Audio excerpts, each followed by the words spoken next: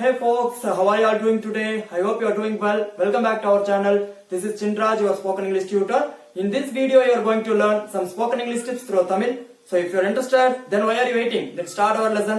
Before moving the lesson, you are not a subscriber, go and subscribe my channel.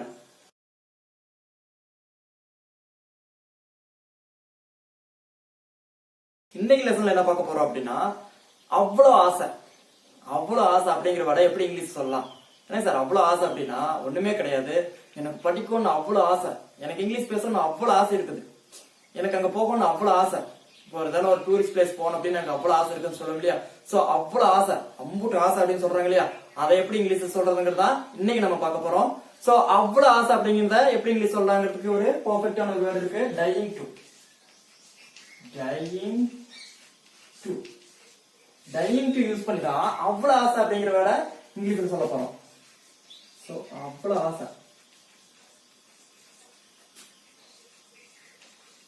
ஆசை, dying to.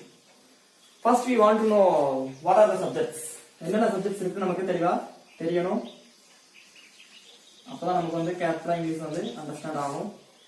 I, we, you, they, he, she, it, he, she, it. So what are the subjects? I, we, you, they, he, she, it. So totally 7 subjects. We want to know very well about these subjects because இந்த subjects தெரிஞ்சாதான் நமக்கு இங்க கொடுக்க போற sentences உங்களுக்கு ஈஸியா understand ஆகும். So Aina நான், வீனா நாங்கள், யூனா நீ நீங்கள், தேனா அவர்கள், ஹீனா இட் ஹஸ் 2 மீனிங்ஸ். இதுக்கு மட்டும்தான் 2 மீனிங் இருக்கு, அவர் அவன், ஷீ அவள், இட் அது. சோ இது நமக்கு கிளியரா தெரியும். சோ டையிங் டு அப்படின்னா அவ்வளவு ஆசை. இப்போ தமிழ் அதனால ஒரு சென்டென்ஸ் சொல்லுங்களேன், அவ்வளவு ஆசை அப்படிங்கிற மாதிரி. எனக்கு படிக்கணும்னு அவ்வளவு ஆசை, எனக்கு படிக்கணும்னு அவ்வளவு ஆசை. அப்ப எனக்குன்னா நான் படிக்கணும்னு அவ்வளவு ஆசைப்படுறேன்னு சொல்லுவோம். சோ நான் படிக்கணும்னு அவ்வளவு ஆசைப்படுறேன். ஐ எம் அவ்வளவு ஆசைக்கு dying. I am dying to what? Read.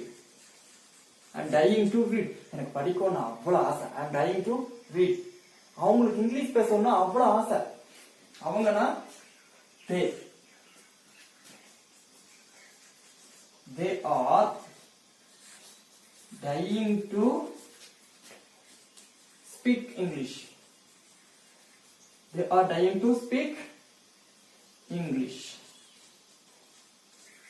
அவங்களுக்கு இங்கிலீஷ் பேசணும்னு அவ்வளவு ஆசை. வேற என்ன சொல்லலாம்? நான் வந்து ஊருக்கு போகணும்னு அவ்வளவு ஆசைப்படுறேன், எங்களுக்கு ஊருக்கு போகணும்னு அவ்வளவு ஆசைப்படுறேன். சொன்ன சொல்லுங்க இல்லையா? எனக்கு ஊருக்கு போகணும்னு அவ்வளவு ஆசை. எனக்கு மீன்ஸ் நான். ஐ ஆம் dying to go.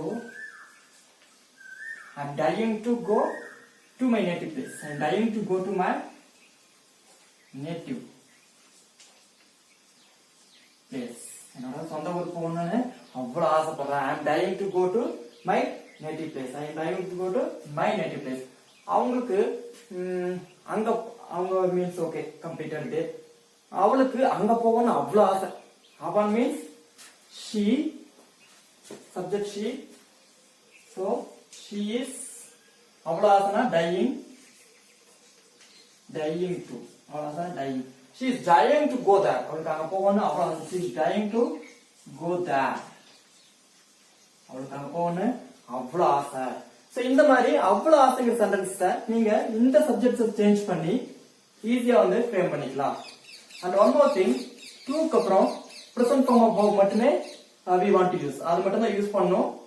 எல்லா பக்கம் பாருங்க, to speak, to go, so ing or ed நம்ம வந்து கண்டிப்பா யூஸ் பண்ண கூடாது.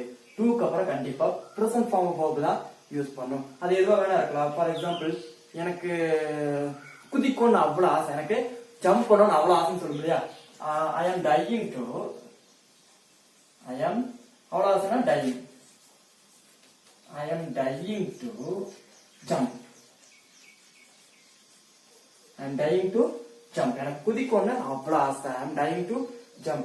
சோ இந்த மாதிரி அவ்வளவு ஆசைங்கறத சென்டென்சஸ் நம்ம தமிழ்ல சொல்றத எப்படி இங்கிலீஷ் சொல்லலாம் அப்படின்னா இந்த dying to வேர்டை யூஸ் பண்ணி அப்படியே நீங்க சென்டென்ஸை ஈஸியா ஃப்ரேம் பண்ணிக்கலாம். And one more thing, I'll teach you another example, then only you will understand very easy.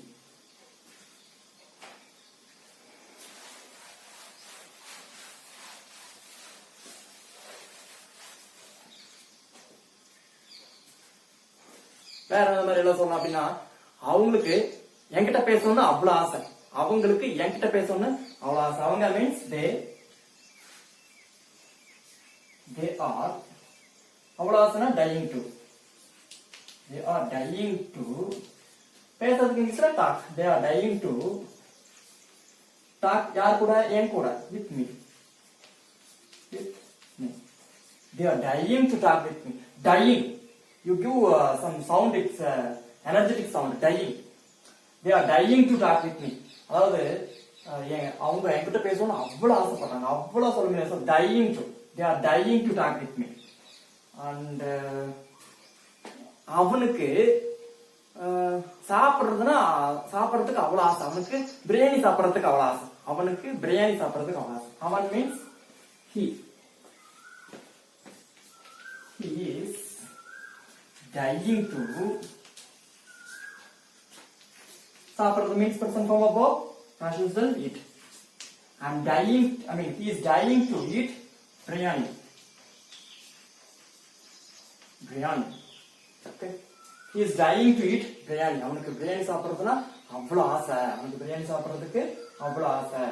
சாப்பிடுறதுனா பேசுறதுல சாப்பிடுறதுக்கு சொல்லுவோம், அவனுக்கு பிரியாணி சாப்பிடுறதுக்கு அவ்வளவு ஆசை. எனக்கு என்ன சொல்லுவாங்க, ஸ்விம் பண்றதுக்கு அவ்வளவு ஆசை, எனக்கு நீந்தறதுக்கு அவ்வளவு ஆசை. So I am dying to, I am dying to what? Swim. I am dying to swim. Yes, I am dying to swim. நால எனக்கு நீந்தறதுக்கு அவ்வளவு ஆசை. அவ்வளவு ஆசை means dying to. நீந்தறது means swim. Na means I. Okay. And one more thing, these are subjects. இதெல்லாம் நமக்கு subjects தெளிவா தெரியும். I clearly explained that. அதை நான் உங்களுக்கு clear explain பண்ணிட்டேன்.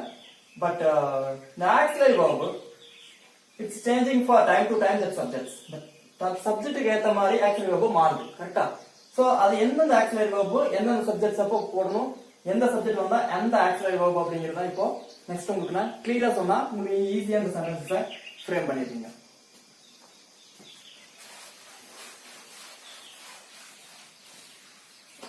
Listen carefully. I subject it comes means am, we want to use auxiliary verb. I வந்தா amங்கற auxiliary verb தான் நம்ம யூஸ் பண்ணோம்.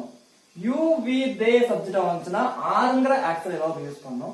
he, she, it subject வந்துச்சுனா isங்கற auxiliary verb நம்ம யூஸ் பண்ணோம். So another one example you can understand very easy.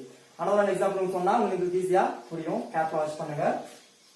எனக்கு cut பண்றதுக்கு அவ்வளவு ஆசை. ஓகே, எனக்கு அந்த பழத்தை கட் பண்றதுக்கு அவ்வளவு ஆசை. I am, அவ்வளவு ஆசை means I comes means which auxiliary verb? Am. I am dying to cut அந்த பழத்தை, that fruit. I am dying to cut that fruit. I am dying to cut that fruit. So I subject வந்துச்சுனா am போட்டுக்கணும். Can you understand? Yes. And the next one, you, we, they subject வந்துச்சுனா are போட்டுக்கணும் auxiliary verb. Okay guys, now your turn. It's time for practicing. Here the examples. அவங்களுக்கு பாடணும்னு அவ்வளவு ஆசை, அவங்களுக்கு பாடணும்னு அவ்வளவு ஆசை. நான் தூங்கணும்னு அவ்வளவு ஆசை. Do translate this and drop it into our comment box. I'll see you soon some other interesting video. Until bye bye. Take care.